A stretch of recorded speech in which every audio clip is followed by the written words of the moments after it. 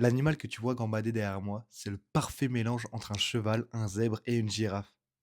Je sais que tu le connaissais pas, mais je te présente le okapi. En plus d'être très mignon et peu commun, il a plusieurs choses très intéressantes à son sujet. Déjà, malgré ses rayures et son corps de cheval, bah, ça reste le plus proche cousin de la girafe. Ta pote Léa qui te dit moi je suis algérienne, marocaine, guadeloupéenne, espagnole, bah lui c'est vraiment le cas. Non, plus sérieusement, c'est un animal très discret qui vit dans les forêts du République démocratique du Congo. Mais quand je te dis très discret, c'est qu'il est tellement discret qu'il a été découvert seulement en 1901. Pas tout, cette petite bouille, pour se gratter l'œil, toi tu fais comment? Bah tu fais comme ça, tu vois, tranquillement. Ben lui, il le fait avec sa langue.